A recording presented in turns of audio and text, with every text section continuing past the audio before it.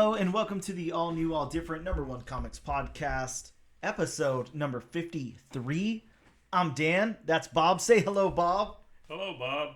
We are a weekly comic book podcast where each and every episode we take a deep dive into a brand new first issue comic book, break down the story and art, give it somewhat of a review, and tell you if we think that you should move on to issue number 2 or not. We also talk a little bit of comic book and related news as well as what's new at comic book shops this and next week. Bob, this week we're going to be taking a very, very deep or surface level dive into the new number 1 from Titan Comics, Rebel Moon, House of the Bloodaxe.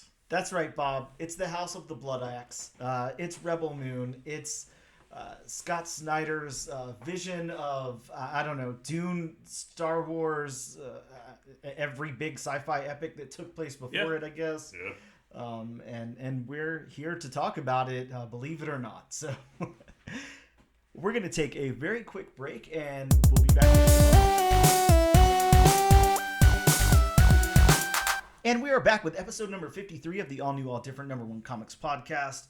Bob, it's, as you know, the beginning of the year still. We're on week number 2 of January 2024. Comic book news is pretty damn light, as it has been lately. Yeah, beginning of the year, it's going to be light. Yeah, at the end of the year it was light. The beginning of the year it's light. Hopefully we get something happening in the middle of the year. I don't know. I guess we'll right in the middle is when you get, movies coming out, sure. And,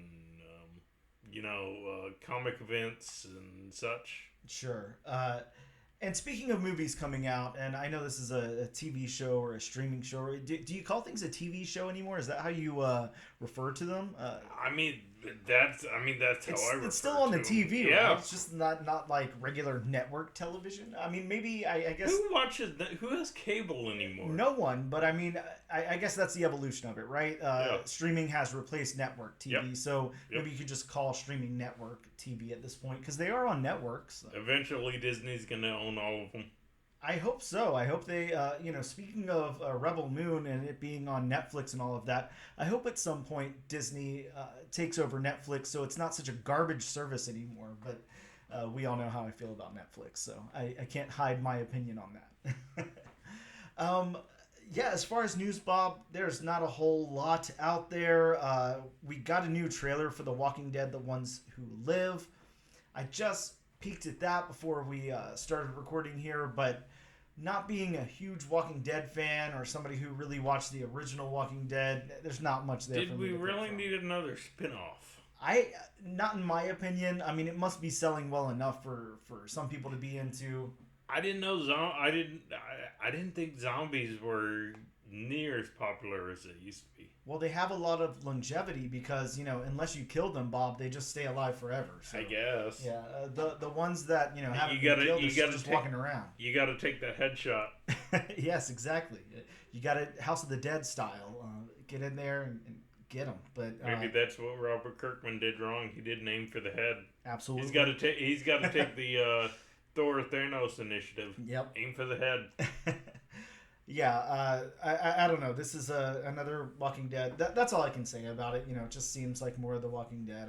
I'm not too sure. The zombies looked a little bit different. I'll give it that. I don't know if they're evolved or I'm not sure when this takes place. It says The Ones Who Live, so I'm assuming it takes place after the Walking Dead proper and the ones who lived after that. I don't know if that's what it's referring to.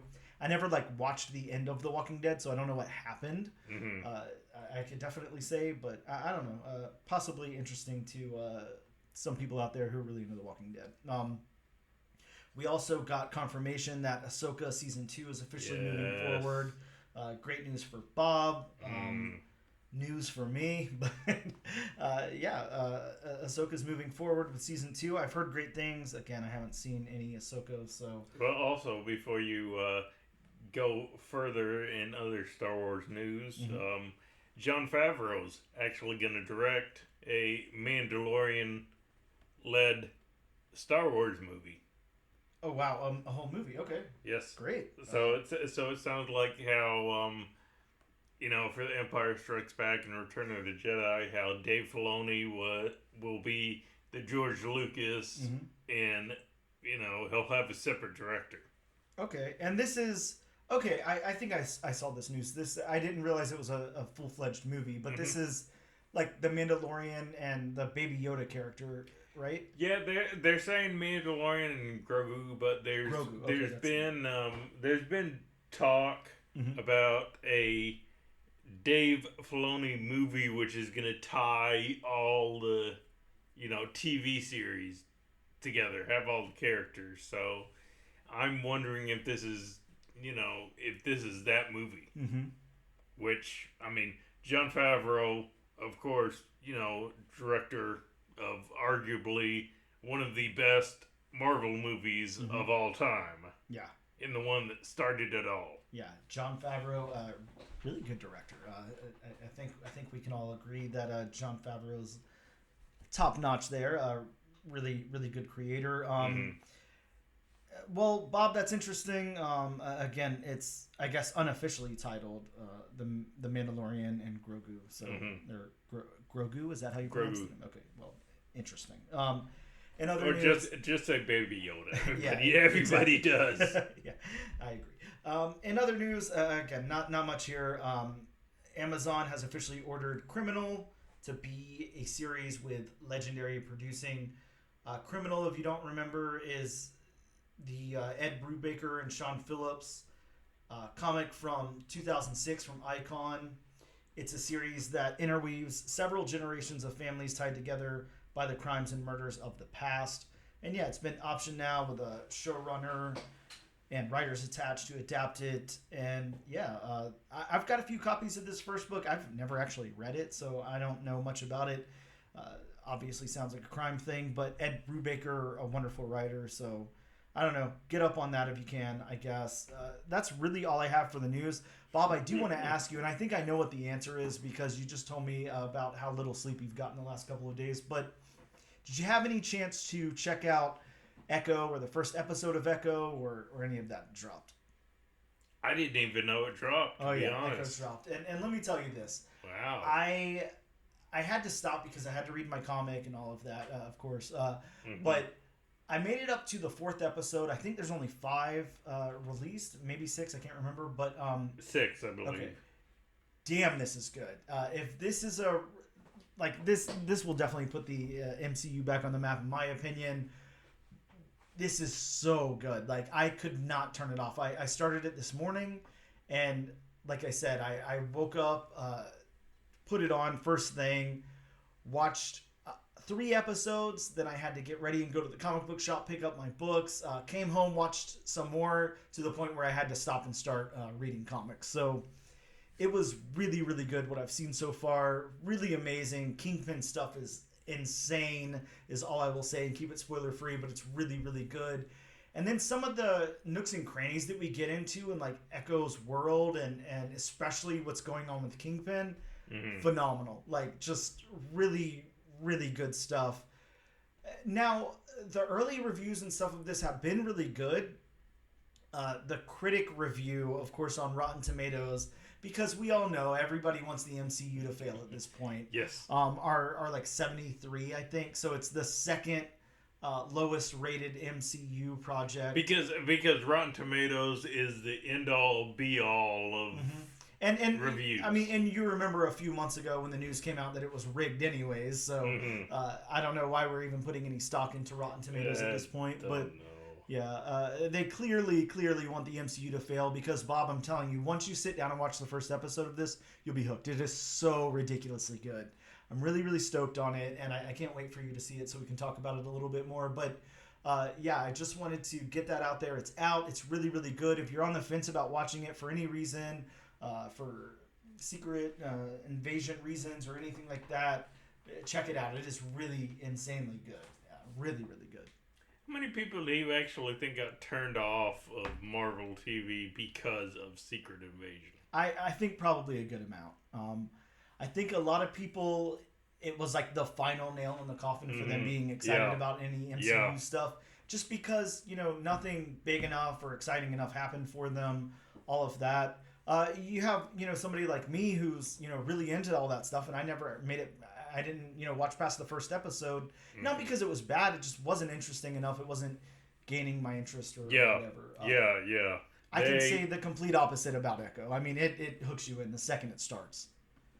Yeah, I'll have to give it a watch. Yeah. Well, I mean, it's really good. I mean, anything with Kingpin's going to be good because, I mean, Vincent D'Onofrio, I mean, he's done such a great job. And I have to say, I was skeptical, as I'm sure a lot of people were. Oh, yeah. When I found out he was Kingpin. One of the big things is I just didn't think he was big enough. Yeah, exactly. And I mean, if you're going for sheer size, you can't get much better than Michael Clark Duncan. Oh yeah, yeah. That was a good Kingpin. I'll give it that. Yeah. So I mean, movie as a whole, meh. I mean, hey, I enjoyed it, but it's what we had at the time. Is all I can say.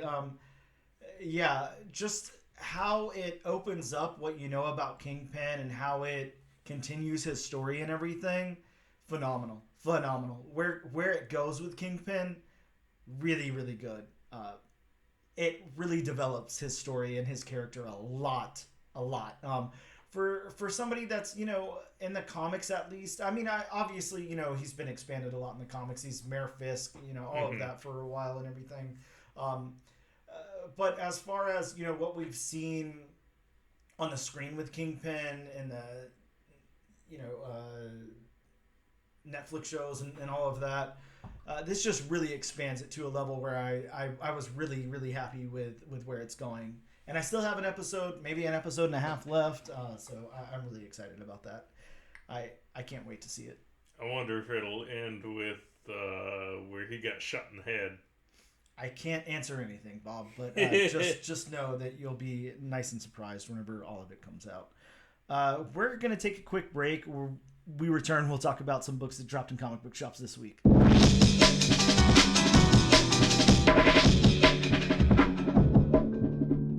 And we are back with episode number 53 of the All New, All Different #1 Comics podcast. Bob, it's time to talk about some new books that dropped in comic book shops this week, the week of January 9th, 2024. Of course, if any of these sound exciting or fun to you, you can still hit up your local comic book shops. We're recording this on Wednesday, day of release. We'll try to get it up, between today and tomorrow, which is Thursday. So you still got time to run out there to your local comic book shops if any of these sound of interest to you. Hit them up, give them a call, whatever. Let them know that you want these added to your pool box. From Dynamite Comics, we've got a new #1, continuing in the Disney villains, whatever you call that. What do you call that? Line? I don't know. I can't. Disney villain verse. Yeah, sure. The Disney villain verse. I like that. Yes, everything's a verse. It is. We're getting Cruella de Vil #1. Bob, I'm actually really excited about this one. I definitely picked it up. #1, it's written by Sweeney Boo, who we know is freaking awesome, and also she does the cover art. She's not the artist in the book. That is someone else who I cannot pronounce her name. But this is Cruella de Vil is a really interesting character to me because a lot of times in Disney stuff you have like a wicked witch or somebody with powers or whatever. Cruella de Vil is just like a mean lady who wants to slaughter dogs. For like a coat. I don't know what else her purpose is really. She's just like an evil lady, just for the sake of being evil, I guess. And I think that's interesting. I think you can do a lot with that, especially out of context of what's in the movie. I think the voice of Sweeney Boo will be really, really good with this. I'm really excited to see what happens here. All of these Disney villain books have been much better than I anticipated they would be. And I'm definitely stoked to check this one out. So that is definitely a thumbs up from me. Over to Marvel Comics, we got Giant Size Spider-Man #1. This is an original story featuring Venom, Dylan Brock versus Miles Morales, as well as a reprint of Ultimate Comics Spider-Man issue 22. So, I mean, it's got... I think that, obviously... putting that original story in there, Venom versus Miles, that's what you're going to come for. It's nice to have that reprint of Ultimate Comics Spider-Man 22, but I'm really interested in that original story. We also got a new chapter in the whatever we're calling this, the end of the Krakoan era, I guess.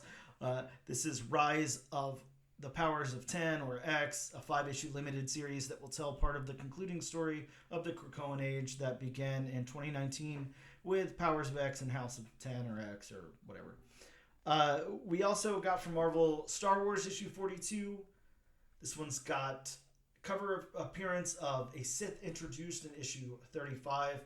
Bob, our local shop, all of theirs were damaged, so we weren't able to pick this one up. That was very disappointing. Yeah, no Star Wars for us, but happens, I guess. And speaking of Ultimate Spider-Man, Bob, Ultimate Spider-Man came out today. We got a new. This is kicking off Ultimate Universe. The new Ultimate Universe that's starting now. This is the premiere issue, and I'm really excited about this. There was a lot of cool covers for this, and we know that. Have you seen any spoilers for this yet? I have not. Okay, so I won't say, I won't talk any spoilers here, but just know that some things happen, right off the bat, that you're gonna, I can't say there'll be a holy shit moment, but it'll definitely be oh wow, that's an interesting, way to go, is all I can say about that.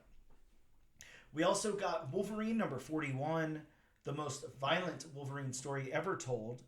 And Bob, let me tell you from somebody who read this book, they told me, yes, this is the bloodiest, goriest, most insane Marvel comic you've ever seen.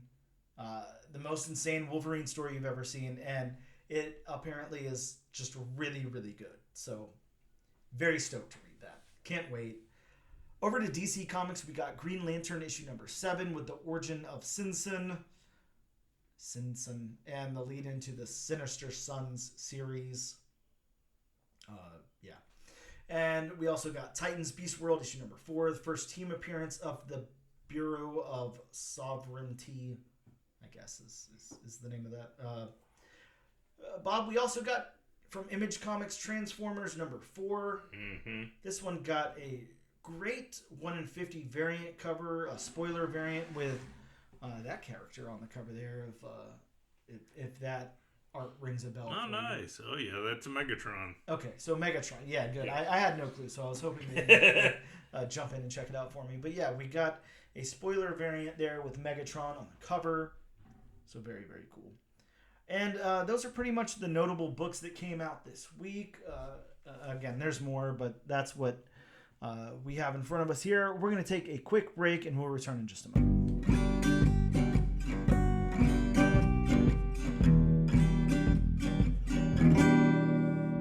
And we are back with episode number 53 of the all-new, all-different #1 Comics podcast. Bob, it is time for the portion of the show where we talk about the book that we decided to talk about this week. That being Rebel Moon, House of the Bloodaxe #1 from Titan Books, Titan Comics. I hate whenever they put books in the title instead of comics, It's this is a comic book. At least have a subdivision that's just comics. I don't know. Either way, on the front of the comic it says comics. So I'll take that. I'm going to read the synopsis really quick from their site. And let me tell you that the beginning of this is in all caps, so I got to yell all of it. Oh, okay. Comic book prequel to the highly anticipated Netflix movie Rebel Moon, created by acclaimed director Zack Snyder. Wow. Zack Snyder. So Scott Snyder stopped doing Batman books? No. We'll go with Zack Snyder. My bad. And it's also written by award-winning comics writer Magdalene Visaggio. Magdalene Visaggio. Sorry. I was going to trip up on that name no matter what. So, as war is looming on the horizon of planet Shasu, the leader of the Bloodaxe family is conflicted between living up to his father's domineering legacy and maintaining the peace. It's up to him to settle the conflicts within himself and his family before the entire planet erupts in war. We're going to take a second to talk about these creators before we get into my synopsis. Magdalene Visaggio, however I'm supposed to pronounce that. My apologies. I'm not great at pronouncing names. We haven't figured this out by now. Yeah, not in 53 episodes we haven't. Is definitely somebody who, the second I saw her name, even though I don't know how to pronounce it, I knew the name and familiar with some of her work. She's written on Strangelands for Humanoid, if you remember Humanoid's comics. That was like in 2019. A really cool story. It was. I really liked it a lot. It was an interesting book. Probably a little bit too hard for me to explain here in just a second, but really interesting book. Also did for DC's imprint Young Animal back in 2018, Eternity Girl. A book that I really loved a lot. That was a really cool series. Kind of a mashup of superhero and spy stuff. It was a fun book and very well written. From Vault Comics, Vagrant Queen, A Planet Called Doom. From Black Masks, Sex, Death, Revolution. And did some work on Valiant Comics, which, is right up my alley there. So Dr. Mirage and Vagrant Queen. Also, if you remember the book from Ani Press in 2019, Morning in America, the one that had that great kind of They Live looking cover to issue number 1, that was her work as well. So definitely somebody, I'm pretty familiar with. And then the artist here, Clark Bint, Bint for those who can pronounce better than me. I'm going to go with Bint, but I don't know if that's how I'm supposed to pronounce it or not. They've worked on Scout Comics, Frank at Home, On the Farm, Killtopia, Blade Runner 2039, Coming Home, Quarantine, and a few other works. But seems to be a newer kind of creator there. And now I'm going to go into my synopsis.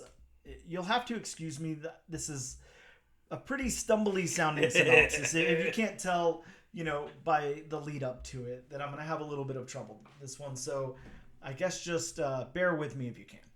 Rebel Moon, House of the Bloodaxe, opens with a place called Shasu, is how I'm going to pronounce it, 30 years ago. And our character, and the reason I'm going to say things like our character and stuff like that, I didn't catch any names, really. If I did, it was very convoluted and hard to tell that it was a name. So I'm just going to say our character, or our kind of lead character here, travels to the land of his mother's people and hunts a giant alien creature called a Kreger. Kreegger. I'll go with Kreger. It looked like Kreger to me. All right, sounds good. A native then fights and kills the Kreger, and he seemingly stays with her for the next 20 years until her death. And at this point, we realize that communications with other worlds and trade has stopped for some reason. The question comes of who will protect all these people now that our main character's mate is dead. And after a few days, the communication network has been restored. As they tried to figure out who severed the lines of communication, we find that a family was attacked and possibly murdered. We then get to the southern, a rebellious part of this world, and we find that the royal family was the one that was killed. Arguments about blood axes and non-blood axes begin, and then we flash back to 30 years ago, again, like at the beginning of the book, and the main character, and the woman at the beginning, Kreger fight, and make out, and the story ends. So obviously, the reason I say make out there, we're just supposed to see that they, kind of got together and started a love or a family or whatever. But I would say, let me say this disclaimer before we start breaking this down. My synopsis makes it sound, like it's a kind of like a cohesive story that's easy to understand. Mm-hmm. I think the bones of it are there. I think that it is a cohesive, easy to understand story that is just layered upon layered upon layered upon layered with exposition. So it really was a feat to try to get through this and understand exactly what they were trying to say with all the words and worlds and races and everything introduced here. I think that, obviously Zack Snyder is trying to create his big sci-fi epic, his big Dune, his Star Wars, whatever. And I don't see any problem with that. A lot of people do that. it's a little convoluted in comic book form for me. But that's just my disclaimer. I don't want to ruin the review. Obviously, we'll get into it and break it down and see what we thought.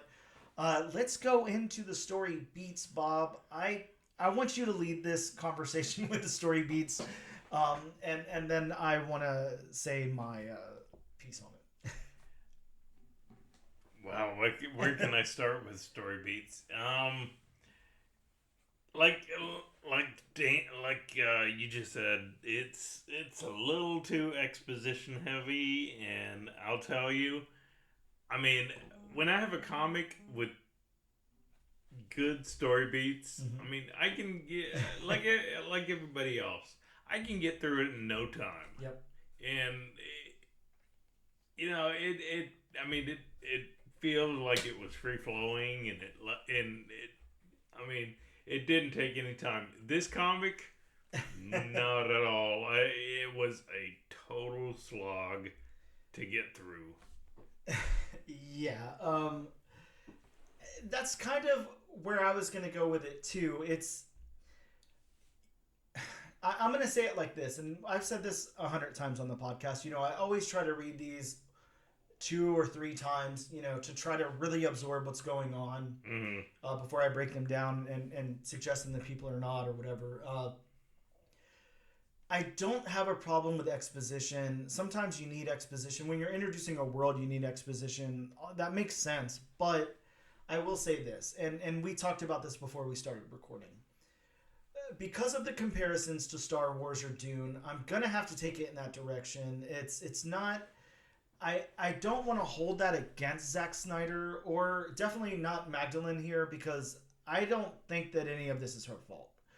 I think that it's the world building, and of course we're going to get into that in our review and everything, but take something like Star Wars. How easy was it to sit down the first time and watch A New Hope? You know, didn't it just breeze by and make you so interested in what came after it and all of that? It was just such an interesting way to tell a story because of the way it was told. I mean, you're dropped right there with Luke, like you're in Luke's POV, and all the exposition takes place through that character. Now, take something like this where instead you know, it seems like you needed to know what was going on before. It seems like you've got to introduce all of this stuff, all these weird names that you don't understand, all these different places, all this hierarchy and everything else that you just don't quite get. It moves along at like a really weird pace whenever you have to do it that way. And I'm not trying to say that they should come out and copy Star Wars or anything, but I mean, that is one of the greatest fiction stories ever told. So, you know, I mean, maybe you might want to take away a little from at least the way they tell the story. I think that, you know, once you break this down, it is very simple. It's just we have 2 characters that fall in love. You know, you have somebody from a different world who comes over to this world, falls in love, starts a family. There's a royal family, whatever. Communications get severed, and now we're on the brink of war. Okay, that's pretty easy to get through, but I mean, the first time reading this book, I did not get any of that. Well, here's a comparison I have to the you know, story beats and the overall narrative and all that. It kind of reminded me of, and you know, I continue with this, you know, series, and it's become one of my favorites. I don't know if you have, but it kind of reminded me of when we reviewed Sirens of the City. Yes. And that first issue just, you know, focused on it didn't narrow its focus. Yeah, it just had such a wide, vague focus. And, you know, that's one thing this book is. It doesn't really focus on anything, anyone, you know, one thing. You know, it doesn't, you know, focus on, you know, building up the world or anything like that. It just, you know, goes from, okay, this person, to this animal, to this world. It just, you know, it's too much. Yeah, it's almost like it throws us in and then expects us to already be interested. And like, no, you kind of have to earn that. You know, you can't just say, you're gonna be interested in this, so here's all the exposition and everything that backs it up, and then here's the name of all of these Right. characters and all of these Right. places and everything. I need to live in the world a little bit. I mean, yeah, you can't just say, oh, here's a sci-fi story by Zack Snyder. Yeah, exactly. And I think that that's its selling point, and I think that I, I, I'm gonna have to be really careful about this because I'm like skirting a weird line here. I'll go ahead and say it like on Front Street. I don't like the concept. I don't like the execution, but it is not the fault of the writer. I think that she did very well, again, because once I peel it back and look at what's underneath, it's a cohesive story and it makes sense. But I think that, to get all of that information out there that had to be out or whatever, maybe, you really need to build a world and not try to do it in 4 issues as a prequel. Unfortunately, it was one of those, she did the best with what she had. She did the best with the story. Yes. And unfortunately, when you hear those phrases put together, it's not very. It doesn't make the story out to be very good. Yeah, exactly. I feel bad saying it, but that's going to be on front here. So, so then the narrative. I don't know, Bob. This is, we've already started off on this foot, so. I don't really exactly know what the narrative is. I agree. It's very confusing. I think, again, why not just give us like a POV character instead of exposition?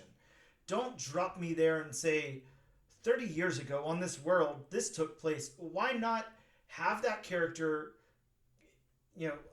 go to this world or whatever from wherever they're coming from? Again, I need a little bit of investment from the narrative here. Why do I care about this character? I don't know where they came from. I don't know their story before this. I'm not saying give me a prequel comic of this character, but, maybe a page of, all right, it's time to leave my home world because of this reason, and I'm going to go to this world. And again, that POV would have really helped the narrative. It would have helped me become a little bit more invested in what that character had going on. I don't even know this character's name. I've read the book twice. I've written a synopsis about it. I don't know who I'm talking about here.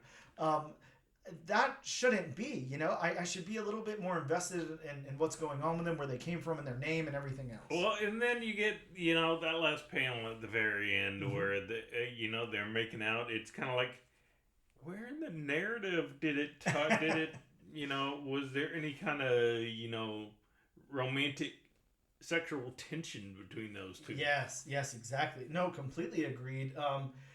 It's just like so much of what happens in this book wasn't earned. It's just placed there. And I think that's, I don't want to say that's poor writing, again, because it's so weird to say that this was written well, but the source sucks or something. I'm not sure exactly what I want to say about it.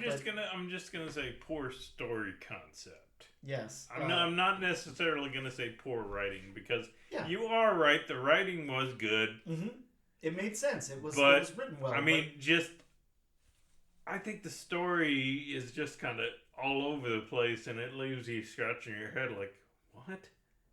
Yeah, and if they want to tell this story, in my opinion, again, this is a big sci-fi epic. We're seeing the seeds being planted for this entire world to operate the way it is, and for, war and all of this stuff, this big, epic thing that's happening on this planet, and we've got to do it in 4 issues, and this was the kickoff of that, so we've got 3 more issues to go. This didn't feel like a number 1 issue. No, it didn't at all. It felt like a number 2 or 3 issue where stuff has already been going on. Exactly, like we should have already known a lot. Like I felt kind of stupid reading this. Where a number 1 issue, it should introduce. Exactly. I mean, go back and look at. I don't want to compare, apples to oranges here, but go back and look at, something like Amazing Spider-Man #1. I'm sure a lot of people have read that. If you haven't, the story or whatever, like, we're introduced to Peter Parker. We get to know Peter Parker. We get to know he's like a nerdy, clumsy high school student. And that's what the majority of the book is. Yes, that's exactly. what the majority of issue 1 is. Exactly. Yeah. I mean, yeah, of course, getting bit by the spider, turning into Spider-Man, it's all very important, but why would we care if we didn't care about Peter Parker first? But that's introducing. Yes. Just like, making the comparison to Star Wars. Why do we care if we don't first get introduced to Luke Skywalker and care about what he has going on?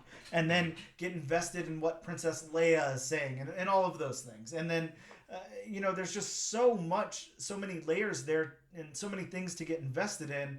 And here it's lacking all of that. It's just, laying it out in black and white. Okay, here's the story. Care about it for whatever reason. It's just not working for me. Now, I will say this when we get into the dialogue.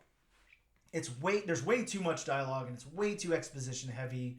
And I really actually hated the fact that we got their native language split with our language. Yeah. There was no need for that. Yeah, and it really took up too much space and it was confusing. But the dialogue itself is well written. I was going to say, I do like the dialogue. The only thing, and this is a trope. I mean, this is, I really can't say it a trope. I really can't say a trope. But this was also a, talking point about Guardians of the Galaxy, to bring that up. Mm-hmm. And I don't know if you heard this. They don't really have their own language. You know what I mean? Yep. Like, there are times, there were a couple of times in this book where, one of them, I don't know his name, but he calls that beast an asshole. Mm-hmm. It's kind of like, wait a minute. Why can't you just give them their own language? I mean, yeah, and I hate going back to Star Wars, but I mean, Star Wars has Nerf Herder. Yep. Mm-hmm. Which is basically their version of it. Exactly. Introduce things in that way, and I mean, instead of that was the same talking point as Guardians of the Galaxy, because it's like you're in space in a whole nother planet, but they have Earth-like sayings. Yeah, it was just it was clunky, but it's not because it wasn't written well. So this is going to be a confusing review from us. Obviously, I think we're both saying that this writer clearly knows what she's doing and can write a story. Absolutely, can write dialogue and all of that. I just think the story concept is just. Yeah, it's not there. I mean, I don't care. I've heard way too many things exactly like this. This is way too generic. I don't care about any of this. How can you make me care about this? I don't know. I mean, I don't want to say the draw of this book was, again, like I said, Zack Snyder, sci-fi epic. Yep. But it's hard not to think that was the draw of this book. Yeah, I mean, if the movie is as boring as this book, I can't imagine trying to watch that movie. Is all I can say. No. So then I think probably the thing that this wants to get across the most, probably one of the most important questions we have about this book then is the world building. They're trying to build this whole new world and this whole franchise or whatever, this 2-part epic movie, and this is the prequel for it and everything. How did they do on the world building? See, and this goes back to, and I talked about it, this goes back to just they don't narrow their focus. I mean, focus on, of course we get the name of the planet, but I mean, we really don't get a sense of, okay, the people, the scope of it, the various places. And that's a big problem I have with it too, is like, there's too many wacky words in here that I don't know what they're referring to, and it's saturated with that. There's you should have taken it down a little bit and realized, this isn't a novel, this is supposed to be a comic book. I should have some kind of visual association with the words that you're saying, and I don't. Those aren't attached to anything. It's just like, here's this random word. I don't know. I can't, again, it's very troublesome to go Yeah. through this book and say I don't know the name of our main character. Yeah. I know they talked about the mother's name or Hmm. the female character who died. I know they said her name a few times. I didn't retain it at all. I don't know who any of these people are. I don't know what they're referring to. The only thing I got was the kind of rebellious side of the planet or world or whatever we're talking about. Uh, that now I don't remember the name of. So the Southern or whatever. Yeah, I mean, it's just I have no idea really what's going on. So And there's multiple times in this book that they refer to the motherland. Mhm. What is the motherland? yeah, exactly. Is this the motherland? What is? I'm guessing. Is that like a plane of existence? Yeah, it got me. I have no clue. Let's get into the art then. I think that at least for me, I can be a little bit nicer about the art than I can about the I story. was just about to say when I was reading this book, hands down, I think the art is the best part of this book. Yeah, and I'm gonna say it like this because it's gonna go back and forth a little bit. I will say for characters, I don't really like the character art that much. I think they're detailed in a good way. I like. I don't think there was like, I think the artist spent time on them. I think I don't know, the anatomy's there, everything looks good, but it's so generic. Like, I just. There's something about the when I was reading this also. There's just something about the faces that just seemed a little bit. I mean, the like you said, the overall characters, the anatomy was great. But I mean, there was something about the faces that was just off to me, and I can't put my finger on it exactly. Yeah, I agree, and I'm gonna say this too, and this is kind of to shit on Zack Snyder again, which I'm not here to do, but I think that another big problem with this is it being too generic. I blame Zack Snyder for that. He created this world that this comic book illustrator has to draw in comic book form or whatever. He kind of created the characters. I'm assuming these are the same characters that are in the movie, but even if not, they're based off of those characters. So why do they have such generic looks? Why do they look like I don't know. I mean, I'm not saying make it look like Avatar or anything. I mean, I don't want a bunch of blue people like wandering around, but what is this? What am I supposed to think about these people? Then we have, like I told you, we have these characters that I don't know. They almost look like maybe they're supposed to be like a C-3PO type of thing but then they have this cape on and this weird mask. What are those? What's going on here? I don't know. I'm gonna say the weakest link in the whole book, for me, is the character art. It's not good, and again, I don't blame the artist for that. The artist clearly knows what they're doing as well. It's just I don't think they had anything to work with. See, and that's horrible to say. I mean, yeah, I'm kind of like you. Like I said, I mean, I think there's something off about the faces, but I mean, other than that, I think the art is good. Yeah, go to our next category, the backgrounds. I think the backgrounds look great. Yeah, there's a lot going on in the backgrounds. Yep. It looks very, very lived in. The world is fleshed out. There's a lot of detail. The backgrounds look really good. Look at this panel where it's nighttime. We've got the cool, like, stylistic star flares in the background of the moons or planets or whatever. Like, looks great. Looks really, really good. So I don't think that it's the artist's fault, but some of this just falls really flat. Now, I've got a close-up panel on a character's mouth here. He's a mustached, villain guy or whatever. And, I mean, it looks like the dude has had like 20 sets of braces. That's the most perfect teeth I've ever seen. And it just doesn't look realistic. I don't know what that is. I was going to say, who exactly has, well, except that people who've gotten veneers. Yeah, maybe he got his teeth. Maybe his teeth all rotted out, and those are dentures. I don't know. Poorly made dentures. I'm not sure, but it's just I don't know. It's not what I expect. It's not what I want. And to go back to something that it's trying to be, that Star Wars, that Dune or whatever. You take elements of real life and Earth and everything. I mean, look at a character like Luke Skywalker, like. even though he's placed there in the galaxy and other worlds and everything, like he's our familiar character. He looks like a human being, like it works. And of course we know, Jedi and Sith are modeled after samurai. Yep. Yeah. So I mean, I don't know. I'm just not too sure what they were going for here. What was going on with this book?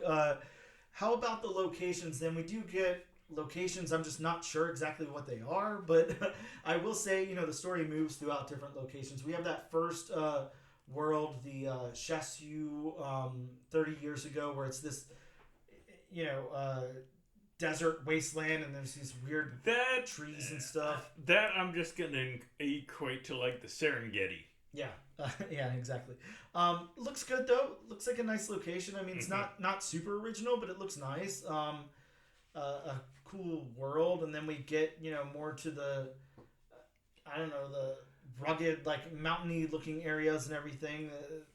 And we have the night sky that looks great. We have more of this deserty type land, but there's I don't know, like buildings that are kind of carved into the mountainside or whatever. It looks good. I think the locations work here. I think that those work fine. I don't see any problems with those. I don't know if you have any other thoughts that I didn't talk about. Okay. So then our last thing, of course, being the colors, our last thing before our recommendation or not, colors by Francisco Sagala, I'm going to go with. I will say this. I think that the colors are a little uninspired and uninteresting. I think that it could have popped a little harder in certain areas. Now, I did compliment that kind of night sky area, that kind of rugged night sky with the buildings carved into the mountain and everything. That area is it's colored really well. I like the palette there and everything. Once we get into the regular daytime and stuff, I'm kind of bored with it.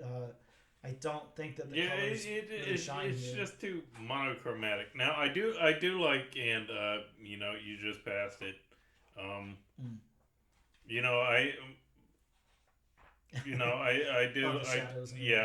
do like all of that. Yeah, and look, the colorist knows what they're doing. I think that the palette's a little weird. I think that it's a little drab. It's a little dry. It's whatever. I'm going to go ahead and say this, like I said already, like I'm going to say about the entire book. I think that all the pieces are there. I think you have a really good writer. You have an artist who knows what they're doing. You have a colorist who clearly knows what they're doing. It just, none of it worked for this project at all. Yeah, I was going to say, I mean, give them any other project, and I think it would be good. But yeah.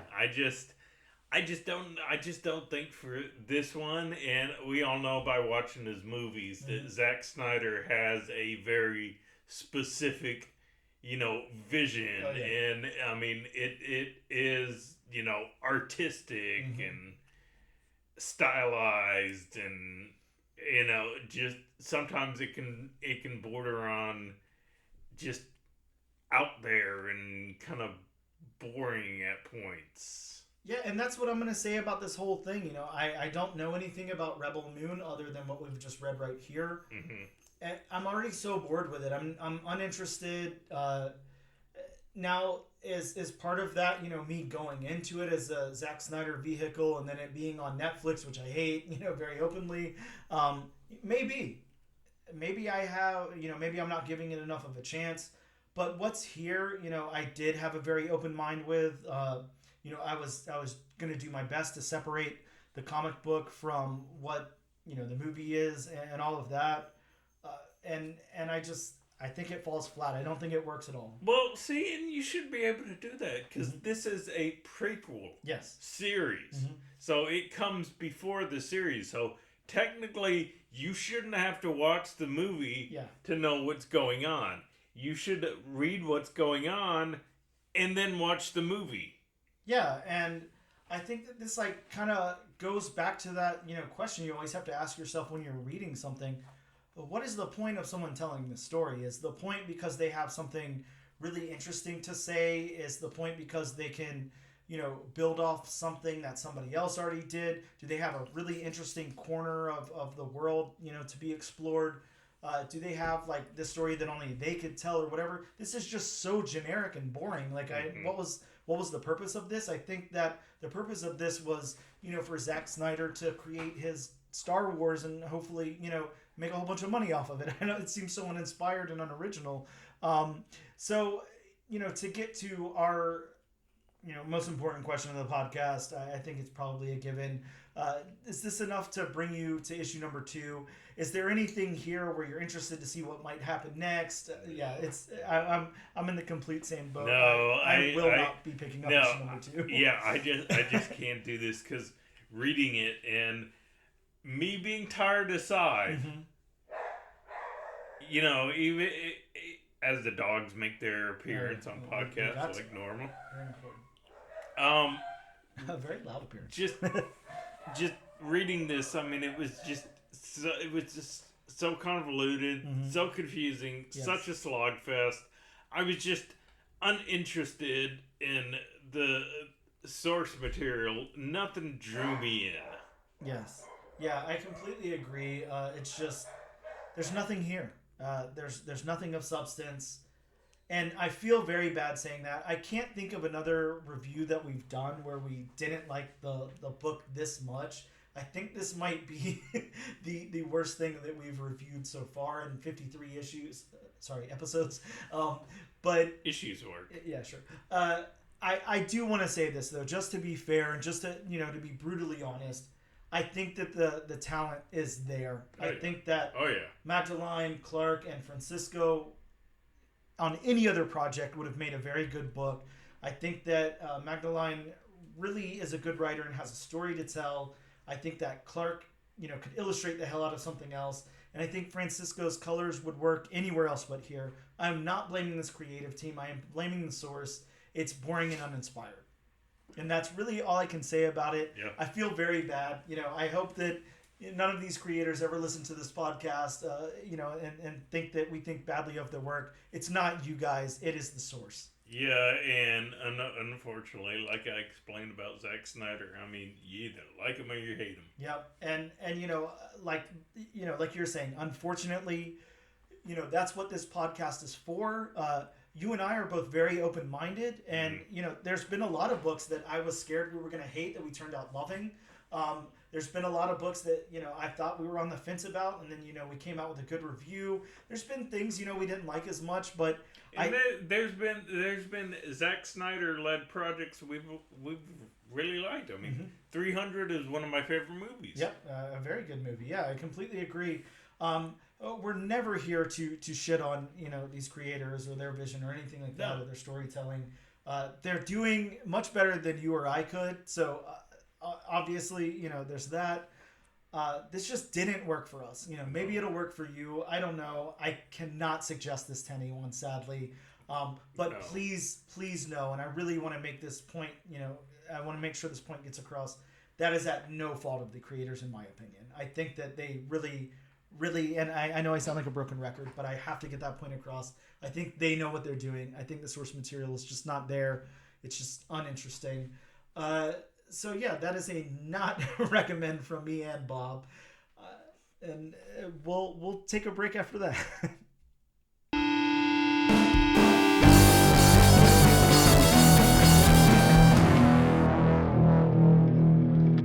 Hello and welcome back to the all new, all different #1 comics podcast.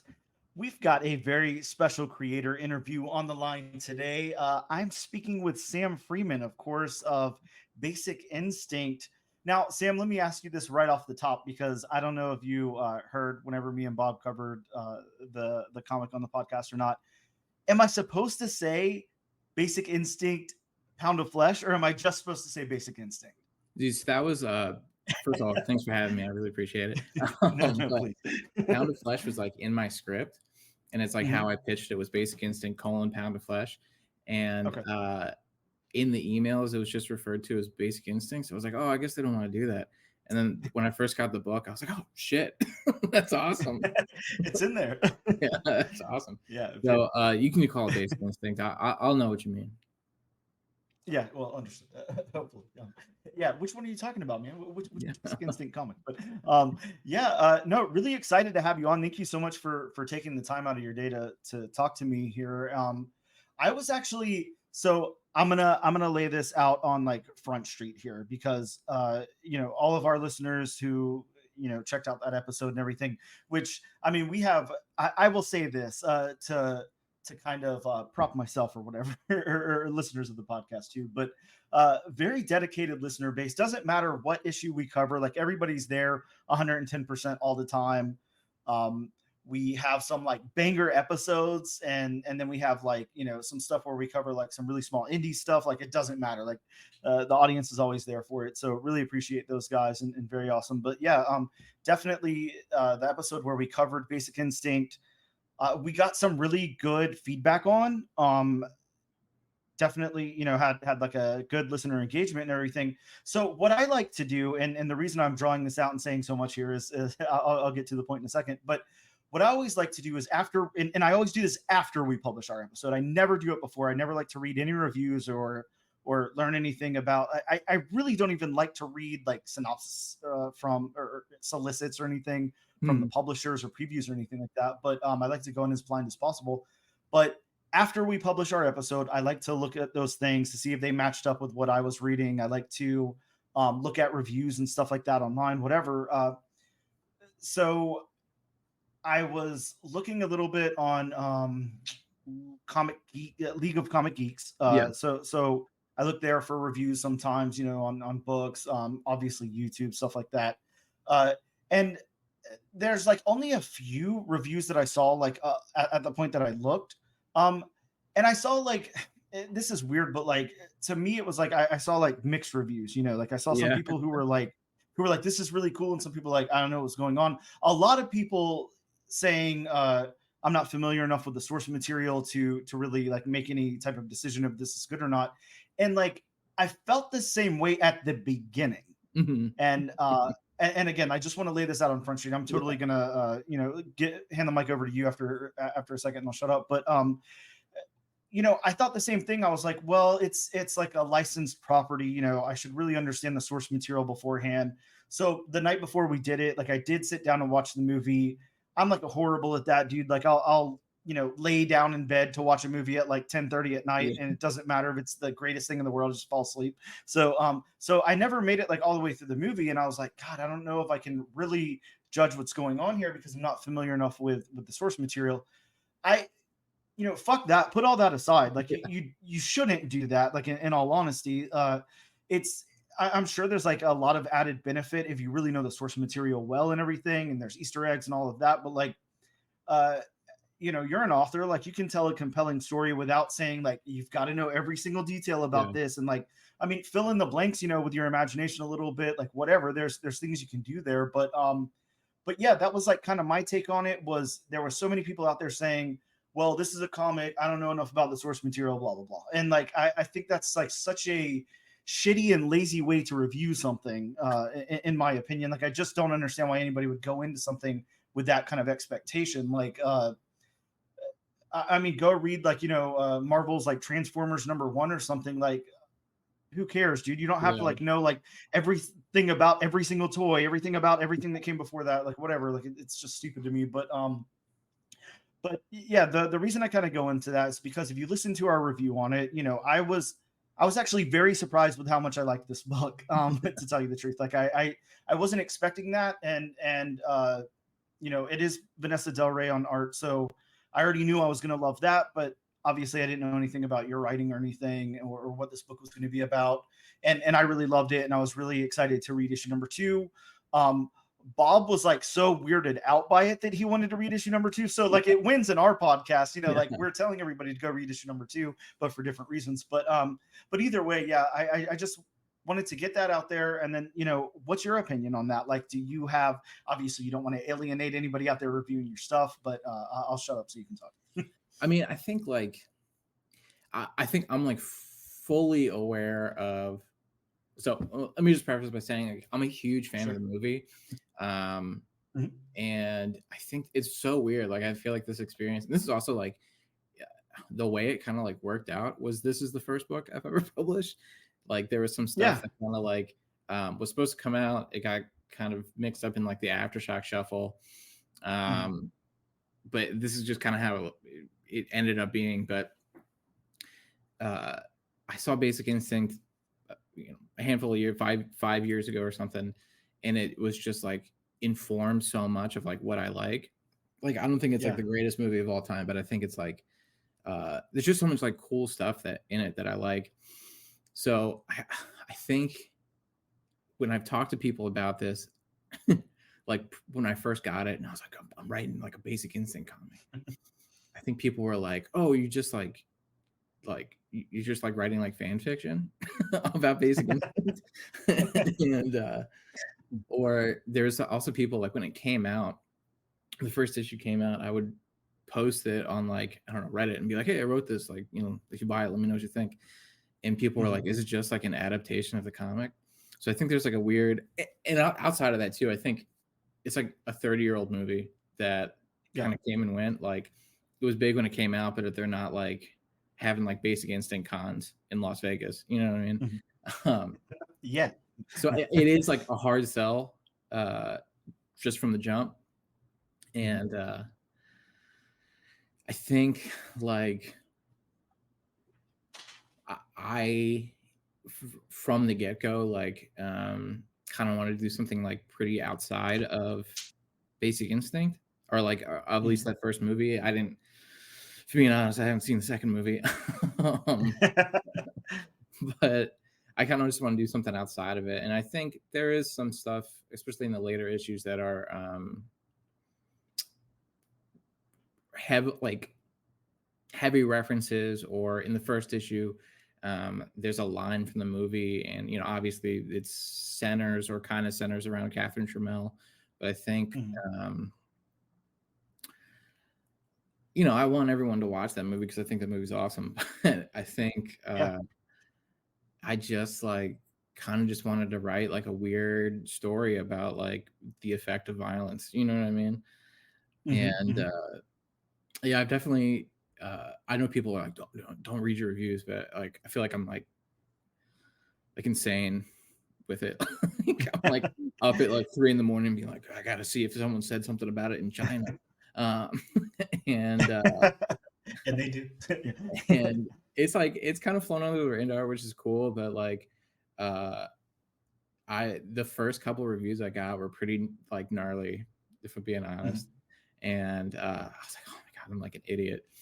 And then I saw yours, and I saw it was like an hour, and I was like, oh my god, like I was so like ready to be like just like torn apart. And it was really I like sent it to people and being like, yeah, it's like things are going pretty well for me. But yeah, no, it's cool. It was cool hearing it because I feel like it was I think you were like, yeah, it's like David Lynch, like Lynchian, which is definitely like 100% the vibe I was going through. So I was like really, really excited you said that. But yeah, I think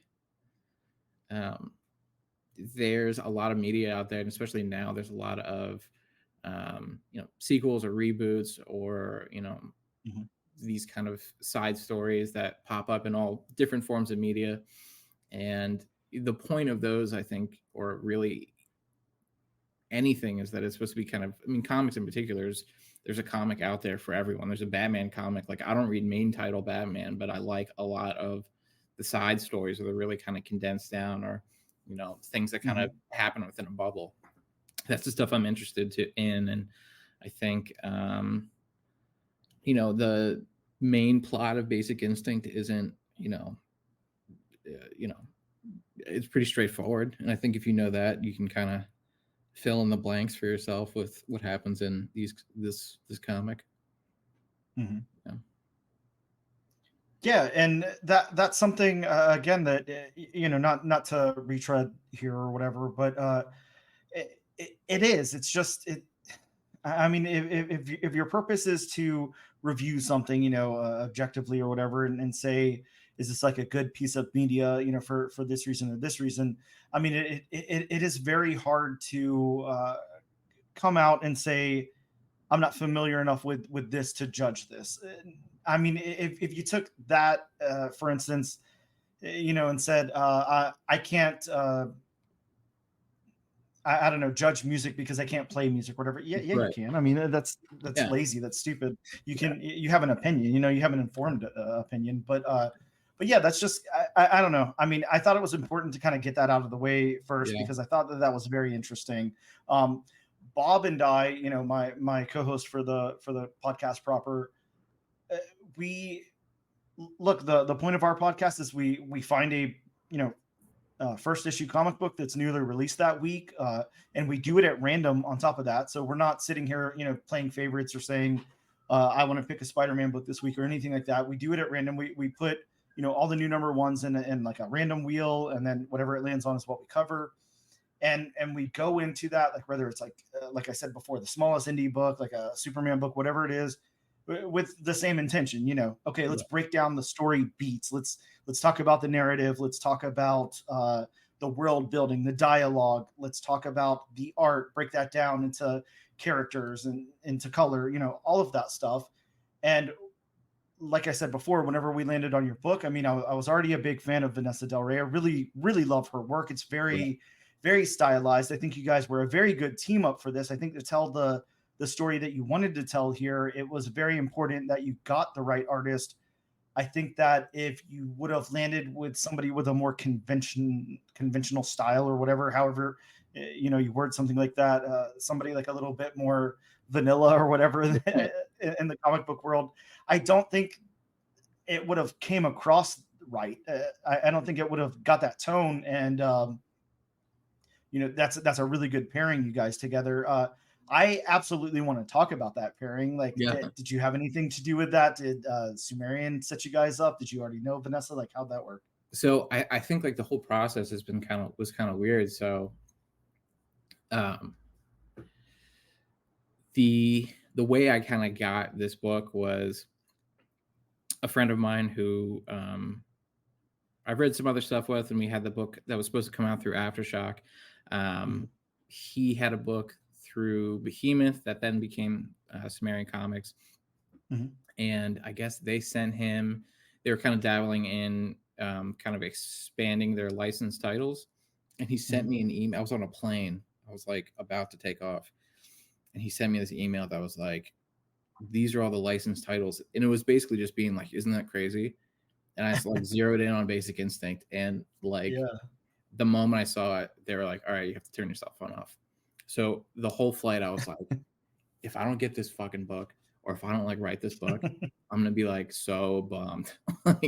So like we landed, and I like immediately texted him. I was like, dude, I'll like literally do anything for you to give me an email. And I pitched the book, and they were like, cool. Yeah, that's cool. You're going to be working with Vanesa Del Rey. And I was like, hey, that's that's insane. Like, what are you talking about? But it was cool because it was like that style, her style is so up my alley. It's just like so like what I look for when I read comics is that kind of super stylized, super kind of like there's a lot of movement in it. There's a lot of, it feels like it's like vibrant. There's a lot of like electricity, and it feels like and I started writing the scripts, and I had never talked to her.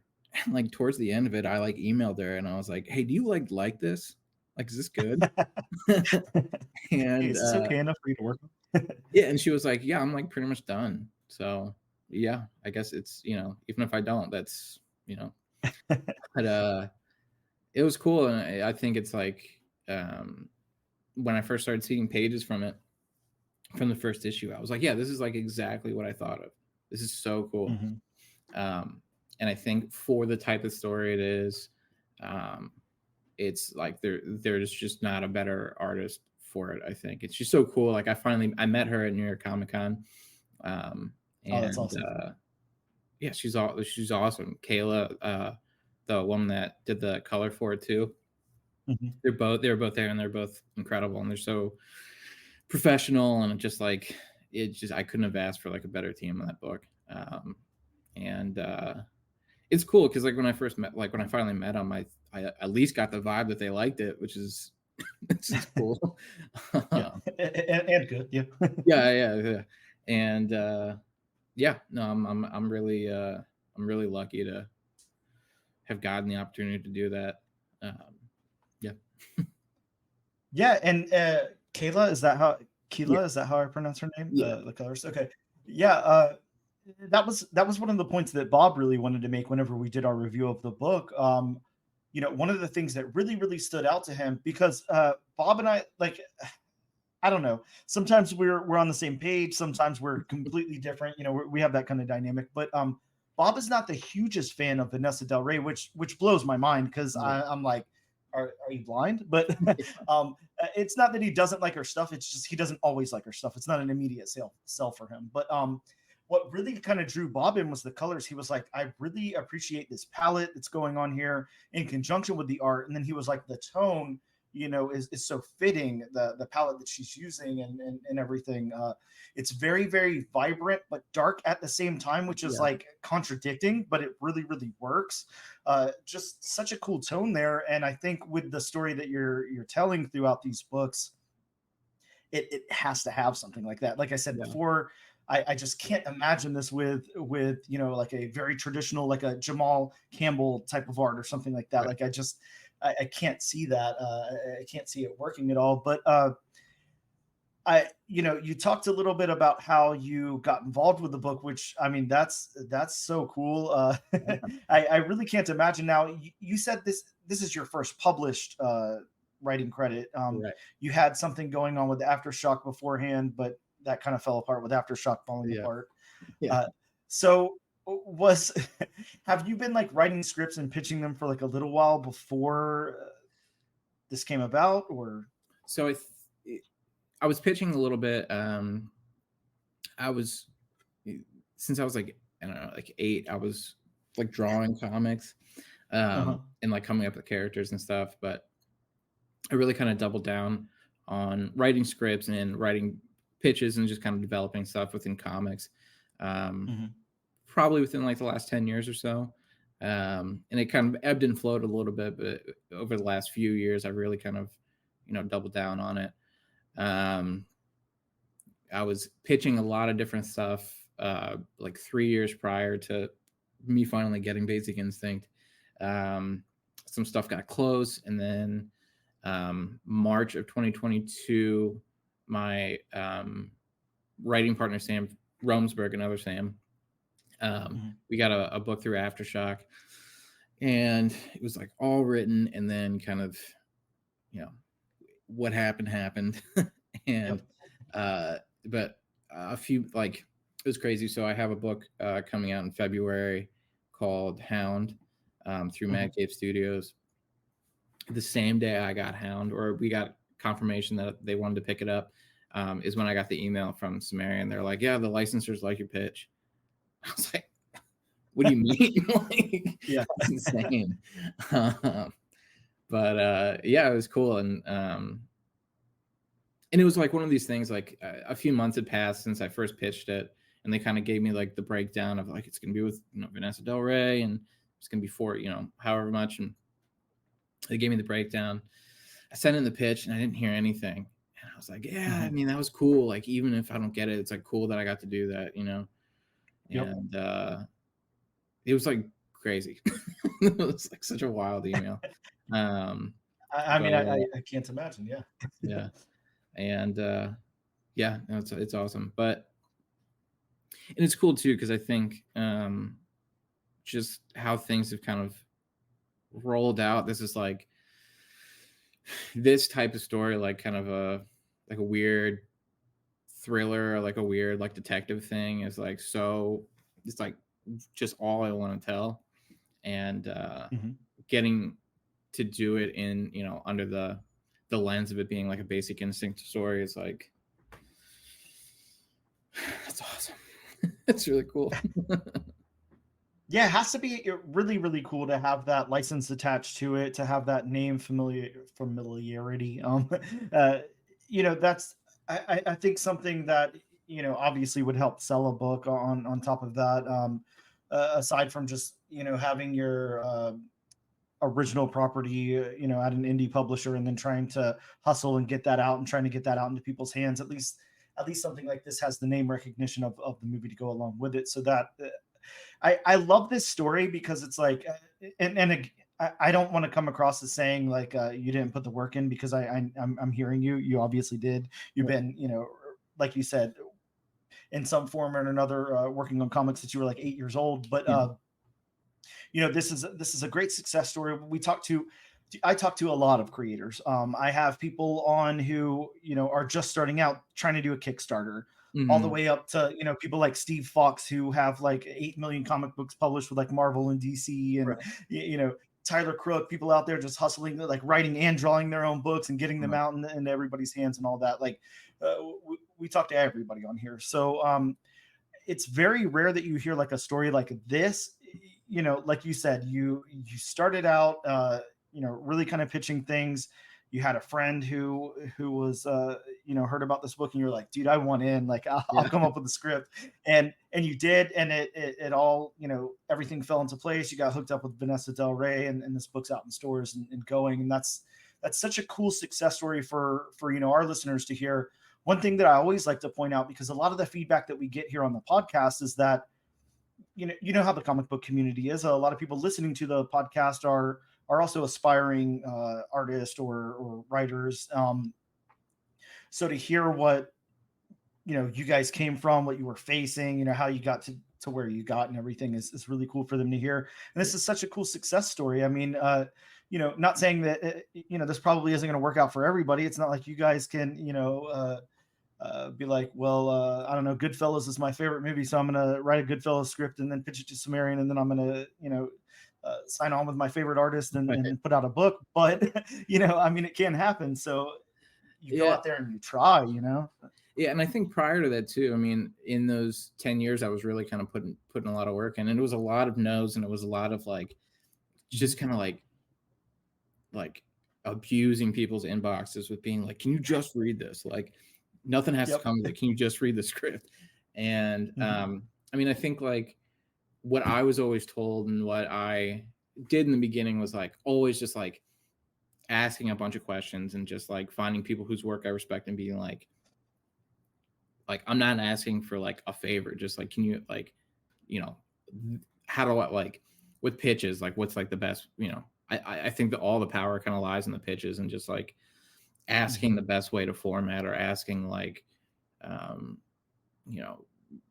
like what's like the most effective intention piece at the very end.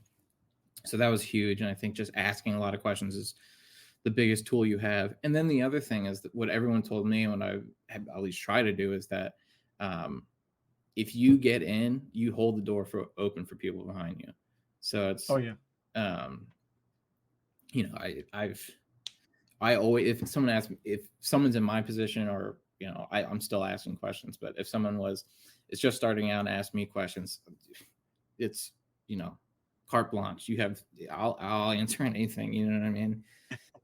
And I think like with comics in particular, it's one of the only kind of creative fields that I can think of that's at both times creative and mechanical, where there is like, in a script, it's everything kind of has to have a page turn, or you have to have your something happens at 11 and then it ends at 22, and there's just a lot of like mechanics that are involved with kind of crafting that. And I think that's the stuff that, again, when I was first starting out, was like gold for me, of or like someone just like being like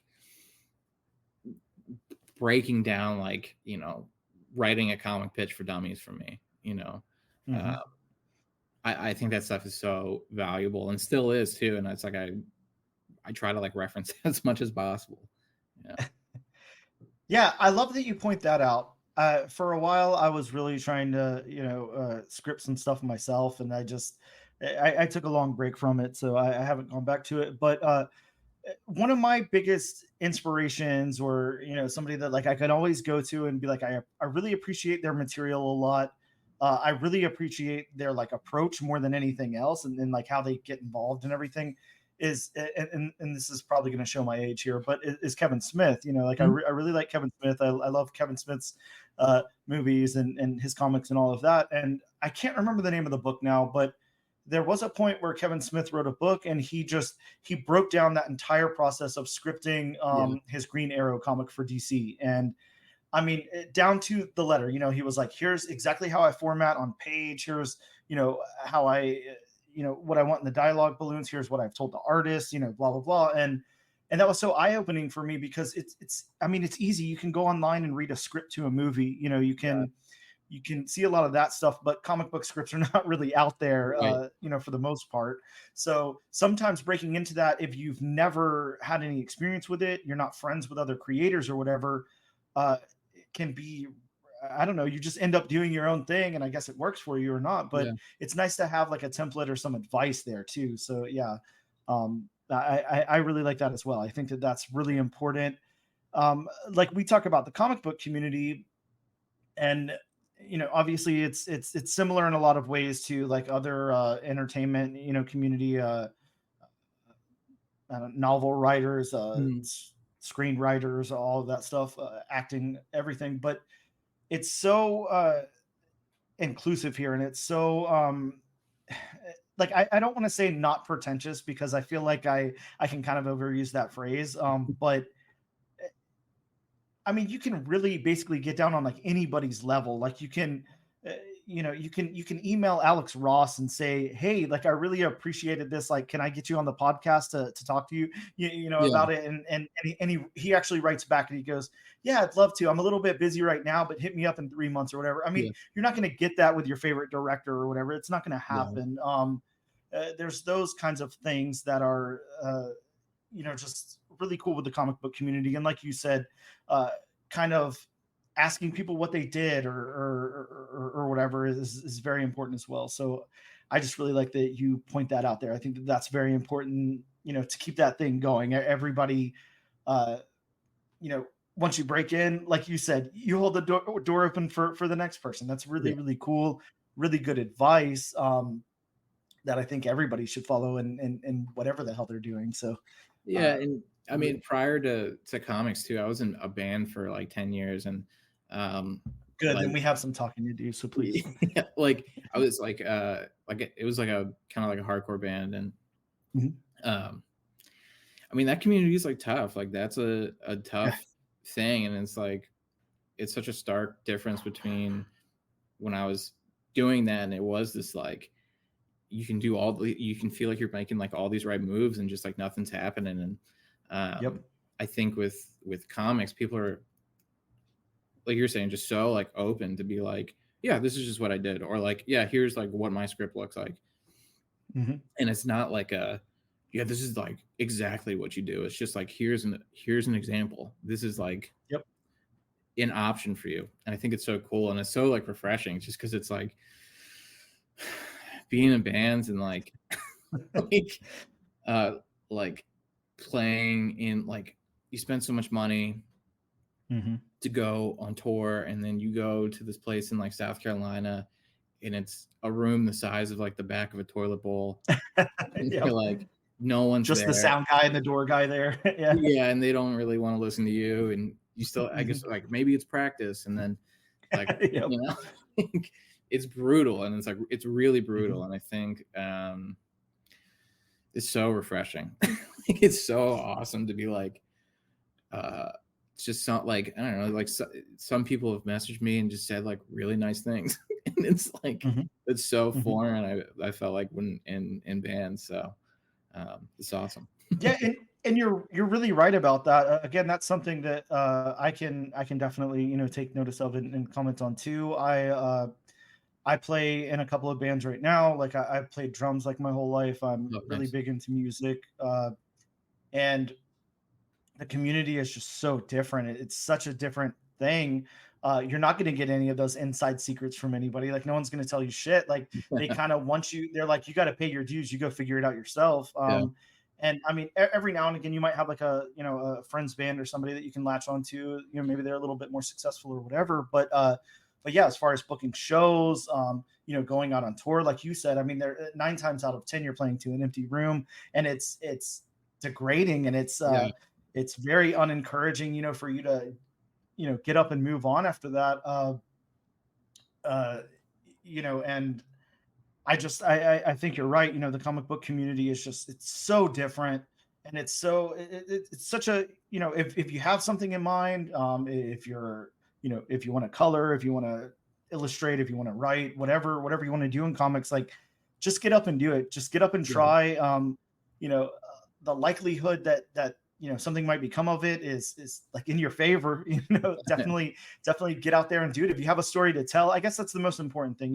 If you have a story to tell, like get out there and tell it. It's not going to be as bad as like me and Sam's experience.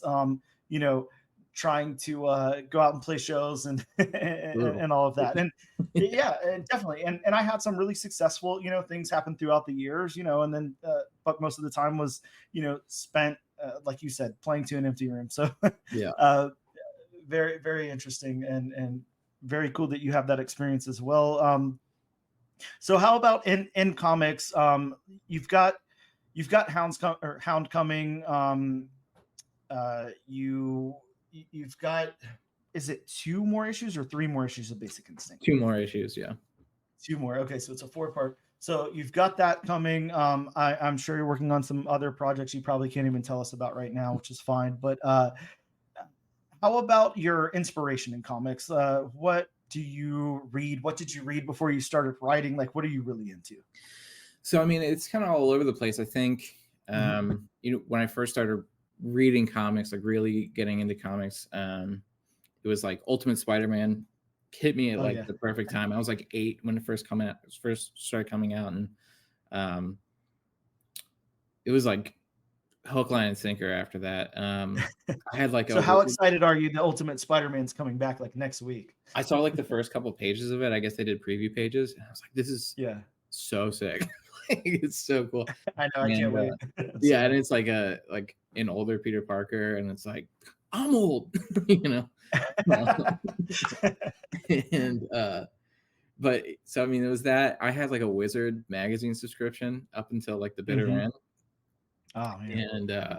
And I was like obsessed with it. So I mean, that was kind of like really informative, and I think now it's like, like Karen Berger is like the most important person in comics. I'm like, each day I like dress in all black and like put a rose on Vertigo Comics grave. You know what I mean? I just like that period of comics. I think it's just so interesting, and like the well is so deep, and I think like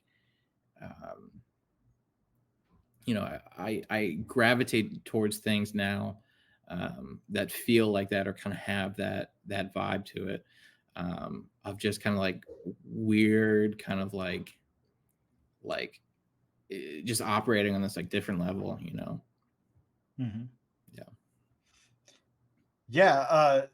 I can't agree with you more. Ultimate Spider-Man, some amazing stuff, and Vertigo had some really, really good stuff too. I guess, really kind of the last thing that I want to talk about here before we wrap up, like time's flying. I've already taken like 35 minutes of your time, so we won't go too much longer here. But with the book in particular, with Basic Instinct here, I don't want to spoil it for anybody. Of course, in our review, we recap the entire first issue. So if you've already listened to that and you haven't read the book, then what the hell are you doing? Go out and read the book. But you already know what happened in that first issue. I really couldn't wait. And look, just to show, I mean, I got the books, but I really couldn't wait for issue number 2 to drop. Like, I was really interested. You talk about, in comics, you have to hook the reader in on that final page. You have to make people interested for the second issue, and that's something that's really important. That's it's not overlooked, but it's not like thought about very much. the amount of effort that goes into, you know, those final couple of panels, the last page, whatever, you know, to set up what's going to happen next, and then, you know, and then on top of that, you have to decide from there, you know, are you picking up issue number 2? Is it going to like go right into that? Or are we going to skirt around for a little bit and then come back to it? Like, there's a lot of thought put in to what happens at the end of a first issue for sure. In this second issue here, it definitely expands out the world a little bit more, and it definitely involves Catherine Trammell a lot more. Am I saying that right? Trammell? Yeah. Okay. Yeah. Definitely involves her a lot more. You know, she's really introduced here, and then you're seeing kind of what's going on with her and everything. And it sets up a lot. I can't imagine how the hell you're going to tell the rest of the story in only 2 issues. So they've got to be like jam packed. I don't think you're going to have any time to breathe there, but I hope you did. But I mean, you know, in all honesty, and this isn't just because, you know, I'm face to face talking with you right now or anything, you know, I said my honest review on the podcast. Like, I do think this is really well written. I think that you have a gift of, you know, being able to write very well and articulate what you're trying to say, like on the page there. One of the most important things to me, aside from that cliffhanger, is how the writer, you know, is scripting that book and then communicates that to the artist. Comic books are very visual. Obviously, you can jam pack a whole shitload of dialogue and exposition and all that. I don't like that. I'm not a fan of that. I don't want to read. I mean, maybe this sounds lazy of me, but like, you know, I'm not looking to read a novel when I read a comic book. I'm looking for some substance and really good dialogue and overall like very, very appealing art. So whenever the writer can really throw the keys to the artist and say like, hey, here's what I'm going for, like, you know, here's what I need from you, and then let them drive, like that's really how it works. It perfectly for me. So that's why I suggested this book. That's why I really think that it's a very well written book and a good book. Is I can tell your process with Vanessa there. Like you really let her shine throughout this book. And to me, that's the most important thing you could do. So that's definitely why it's a win for me. The, you know, kind of like final thing I want to talk about here is this second issue cliffhanger. Yeah. I'm not going to go into spoilers for it. We only do first issues, so I'm not going to spoil it for anybody who hasn't read it yet. But like, definitely, I promise you guys, you want to go out there and pick it up, because if 1 didn't hook you, like 2 definitely will. But I feel like I see where we're going, but I also feel like, you know, there's some curves in there. There's definitely some curves that I'm not expecting. Again, like I don't want you to tell me how you're going to wrap this up in 2 issues, but when you originally penned this, did you know that you were getting 4 issues? Yeah, so it was when I kind of sent those initial emails to Sumerian about it. Right off the bat, they were like, Vanesa Del Rey, 4 issues. So I knew, wow. I knew it was going to be 4 issues. And I think, like you were saying too, is that when I initially started doing it, I was like, it's going to be, you know, over the course of like 3 days, you know, or 2 days. It's just going to be the straight, you know, through line, and it's going to be from the POV of this main person entirely. And I think, yeah, I mean, I threw a lot of stuff at the wall, I think, and I hope it stuck. I mean, I think, surprisingly, I mean, I think this is like a really personal book to me, and I'm going to preface this by saying I am in therapy, so we're good there. But so like when I was writing these scripts, I was working at a pretty horrible job. It was like a desk job, and it was like full days without talking to people. So I was writing a lot, and just to give like, you know, me something to like latch on to during the day when I was bored. It's gonna sound bad, but I mean, it is what it is. would like watch videos of like people getting like hit by trains and stuff. People getting like in like horrible accidents. And it got to a point where I was like, I'm like so desensitized by this, and like so like it's just like this is like so bad. So I mean, I think a lot of the book is kind of about like the ripple effect of violence, and you know, one person's femme fatale is another person's murderer, and kind of what that means on a larger scale, and then just also kind of so kind of go back to Kayla and how her colors were used in the intention part, the last part of my pitch. I brought up that I feel like the first Basic Instinct movie is the consequence of the 80s. So it's, you know, Michael Douglas's character is like his history is that he shot Taurus while he was on coke. And it's this kind of like it's just coming out of the 80s, like there's still remnants of it there. So I love that it feels like every panel is like a neon sign. And like, or like a flickering neon, because there's so many dark spots, so it's like a flickering neon sign. And I think as much as I think that first movie is a, you know, apology or like the consequence of the 80s, this story to me is like an apology to viewing violence and like, you know, witnessing someone's tragedy. And I think just because seeing someone get like sucked up in like factory machinery is like the worst possible thing you can watch. That like it's kind of like an apology for like, oh, sorry I watched all that. And I think you know, the stuff with the snake in the beginning is like it doesn't really correlate for the rest of the story, but I would say that it is entirely what the story is about. And like you know, it's a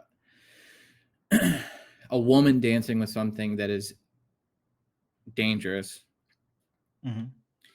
but she has like, she instills this trust in, and then the snake operates on instinct and kills her, and then or tries to kill her, and then Ezra, who was our POV in the story, is watching this happen for entertainment. And it's this kind of idea that it's like, this is, if that's the entertainment, is that a good thing or is that a bad thing? And it's again just this like one person's femme fatale is another person's murder, or it's, there's always kind of this ripple effect of anything that a human does in the world, and if it's a bad thing, that ripple goes on much longer than, you know, if someone just steps on a twig and snaps it, you know. And I again, like I don't want to take too much of your time, like I'll definitely wrap up here, but I think that that's one of the most intriguing things about it. I had talked in the review about how, you know, parts of it were very Lynchian to me. Like you brought it up at the beginning of this, that, you know, you're kind of inspired by David Lynch, you know, maybe like, you know, somewhere in your conscious or whatever. But I think that that's the important thing whenever you break down something like that, whenever you look at like art that way, sometimes, of course, sometimes you're trying to, you know, tell a fable or whatever. Sometimes it's so people can get, you know, a message out of it, or good or bad, or whatever. Sometimes we're just like an observer in what's going on, right? And sometimes, you know, unfortunately, you know, good and evil do exist in the world. Those are both like two very real things, you know, whether they're cosmic or whether they're just human or whatever is beyond, you know, me talking about it. But you know, it is interesting to take a look at those things, you know, and observe them, and really take them for what they are.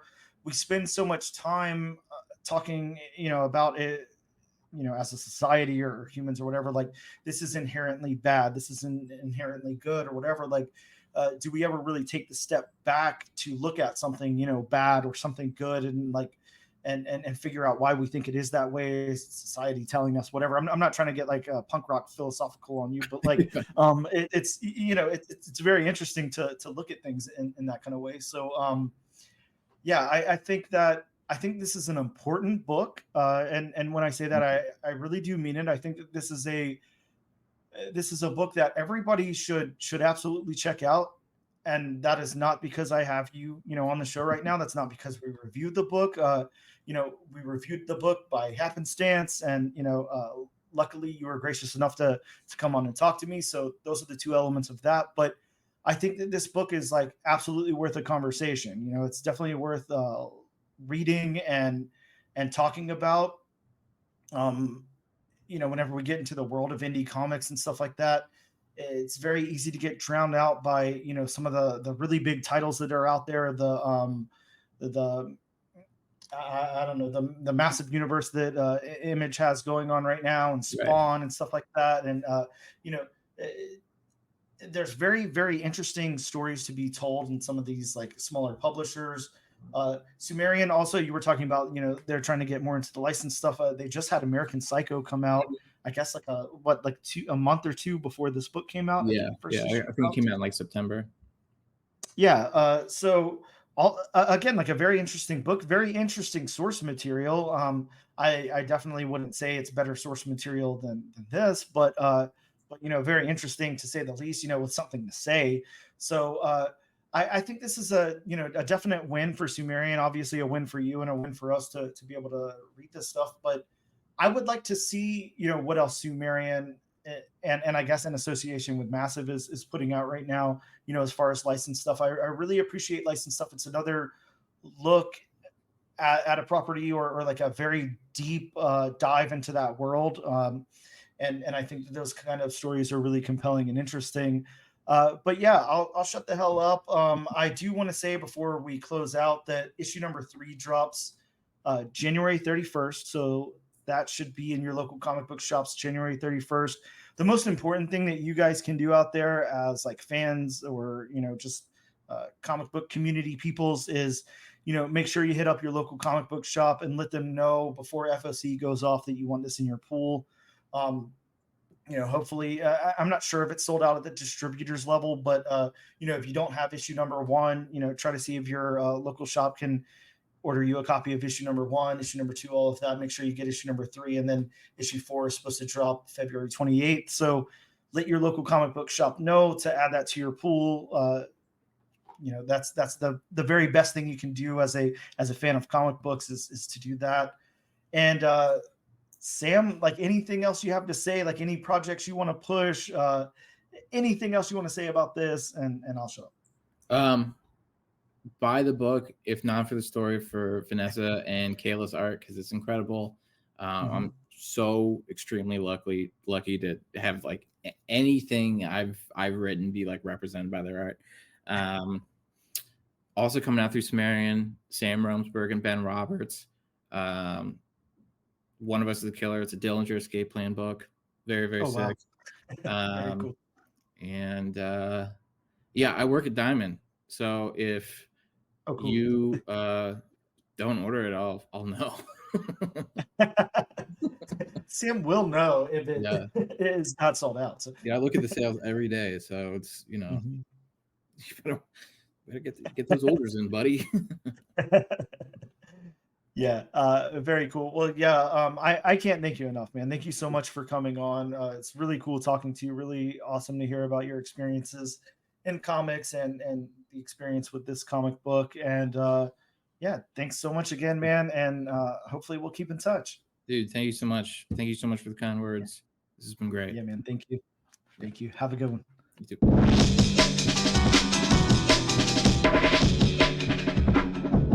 Hello and welcome back to episode number 53 of the All New All Different #1 Comics podcast. And thank you for listening to that very intriguing interview with Sam Freeman of Basic Instinct. Bob, we are here to tell them about some new books that are dropping next week in local comic book shops. But as you guys know, before we do that, it's disclaimer time. It's disclaimer time with Bob. Like I always ask, implore you guys, please, somebody set that to music and send it to us. We would greatly appreciate it. Heavily auto-tuned with like a with like a 90s breakbeat behind it, is what I'm asking for. So I say beatboxing. That'd be nice too. So, yeah, as I always state, this is just a few of the key issues that are hopefully coming out next week. Fingers crossed, Bob. Fingers Yes. crossed. And if you want a more in-depth list of what's coming out, please consult us elsewhere. You call your local comic shop, send them a letter, write them an email, smoke signal. Snail mail works, Harry Potter owls, whatever you got, hit up your local comic book shop. You can also call them, ask them to read those synopsises to you and everything. Like we always say, if you're in Jacksonville, Florida, like Bob and I, hit up Gotham City Limit. Ben would absolutely love to tell you more about all these books. Give them a call. Tell them that Bob and Dan from the All New All Different #1 Comics podcast sent you. Don't rope me into that. Please, kids, rope Bob into that. So, starting off the list is a big one from Image Comics. We have Cobra Commander #1. Yeah, Bob, how excited are we about this? This is the premiere issue. I'm not sure how many issues this is going to be. I'm guessing like a 4-part or something, kind of like Duke is supposed to be. I was gonna say. I mean, if this is written anything like Duke, then it's. I mean, G.I. Joe is in safe hands over. Yeah, it's in really good over hands. at Image, and it is written by Joshua Williamson. So yeah, we got that to look forward to. Thank God. So it will be very well written. Yes. Next from DC, we have Batman Off-World #3. Yeah, Batman's taking more trips off-world. We have this very interesting cover that proves that. This one has the possible first appearance of Thanagarian. Yes. A bounty hunter. The Thanagarian. Okay, yes, the. I didn't want to backtrack and have to say the word again, though. So, Sticking with DC, we have, and I know we have a lot of fans of this character, me being one of them, we have John Constantine Hellblazer, Dead in America #1. Yeah, this looks cool, and it's written by Cy Spurrier, so I mean, that's a buy-in for me. I'll definitely be checking this out. This is the first issue in an 8-issue limited series. Sticking with DC, we have Superman #10. Yes, and this is the possible first appearance of the Man from Yesterday, an Old West version of Clark Kent. Yes. And it says possible, but I mean, I say, judging by the cover there, that's probably what we're going to get. No, there's after the end of last issue, there's no possible about it. Yeah. We're going to get an Old West version of Clark Kent. Going to Marvel, we have Daredevil #5. Yeah, Daredevil has been really fun lately. I'll definitely give it that. This one's featuring an all-new villain for Daredevil to face down. So that sounds fun. But yeah, this Saladin Ahmed has been writing the shit out of Daredevil, so yeah. Can you guess who the cover is? Is it just by looking at that picture? I don't know, Bob. I'm going to go with Ramita Jr., but, Yes. We'll have to see what happens. Yeah, sticking with Marvel, we have Miguel O'Hara, Spider-Man 2099, #3. Yeah, and can I say how stoked I am to read issue #2 today? Later today, I'll be checking out issue #2. Can't wait to read that one. This one, definitely, this one's got the first appearance of Werewolf by 2099. So instead of Werewolf by Night, we've got Werewolf by 2099 there. Really excited about that as well. Sticking with Marvel, we have would you say one-shot? Yes, this is a one-shot, and this is the first... sorry, Bob, you didn't announce the name yet. My bad. It's one-shot, Jackpot #1. Yeah, this one is, like you said, it's a one-shot. It's the first solo title featuring Mary Jane as Jackpot. Which, that's kind of weird making it a one-shot, but it's the first solo title. Yeah, exactly. That just doesn't make sense. Sticking with Marvel, we have Cable #1. And I think this is it's a 5-issue tie-in to the fall of the House of X and the rise of the Powers of 10. This is the first team appearance of the Necrocy. Neocracy. There we go. Yes. And finally, from Marvel, Marvel, we have Avengers Twilight #1. With the first appearance of a new Iron Man, not in armor. So, just man, I guess. And Isn't that Tony Stark? yeah, pretty much. So this one is a 6-issue futuristic tale where Steve Rogers leads the Defenders against the Avengers, who are corrupt and use their might to run the world. So it's basically going to be... It almost sounds like Marvel's version of Kingdom Come. Oh, yeah, it kind of does, huh? It really does, because, that was the old established heroes against the new up-and-comers who were, basically in it, for the establishment and for, like, money and fame and all that kind of stuff. Yeah, this should be interesting. I'm definitely excited to read it. Yeah. I was almost hoping that it was a Avengers and Twilight crossover, and we would get these sparkling vampires introduced into the... play it against sparkly vampires. Now, that's a franchise Marvel should pick up. Yeah. I'm not even lying. I think that it would be wonderful in comic book form, written by some amazing writers over there at Marvel and illustrated by some really good people. But yeah, I'd love to see an Werewolf by Night versus Team Jacob. Oh, man. Team Jacob for the win. That's all I can say. But, yeah, Marvel, if you're listening, get on that. Look, me and Bob will write it for you. It's written. We won't even take pay. It's fine. We'll do it for free. Yeah. With that being said, we've got 3 books on the wheel here. Of course, our wheelofnames.com. Not sponsored by yet. Come on, guys. Get on it. We know you're listening. We've got 3 books on the wheel here, and we're going to spin that wheel to determine which book we'll cover next week. And just to give you guys a sneak peek behind the curtain, we've got Cobra Commander #1, Avengers Twilight, Avengers vs. Twilight, and James Bond 007 issue #1, all on the wheel. That James Bond 007 written by Garth Ennis, so that's going to be damn interesting. It's going to be violent. Yeah, to say the least. So we will spin the wheel here. Oops, and I just accidentally created a 4th space, so let's get rid of that. And we will spin the wheel, Bob. Technical difficulties. Yeah, I'm not stalling at all. Don't worry. Bob, looks like we're going back to the Intergon universe, and we will be talking about Cobra Commander issue #1 next week. Yeah, I'm pretty stoked about that, Bob. That's again, if it's anything like Duke, we have a winner. Yeah, we sure do. Thank you guys so much for tuning in to the all-new, all-different #1 Comics podcast. Thanks for hanging with us for an almost 2-hour-long episode, and appreciate you guys checking out that interview we did there with Sam Freeman of Basic Instinct.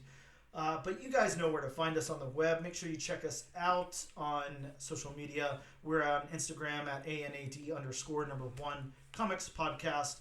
We are on X at ANADNO Comic Pod, and we are on TikTok at ANAD1 Comics Pod. You can also check us out on YouTube under the Comic Book Channel. This and every single week, me and Bob love to give away a copy of the book that we just covered, although I don't know if you're going to actually want a copy of this one. Maybe just look at the background art for inspiration. I don't know. But it does have nice, thick pages that are highly glossy. I'll give it that. So it's a well-constructed comic. It's a cool cover. Yeah, it's got a number of cool covers on it. But yeah, if you want a copy of this book to check it out for yourself, use that hashtag #AllNewAllDifferentNation on a social media post of your choice to be entered in our giveaway. And thank you guys so much for tuning in. We'll see you next week.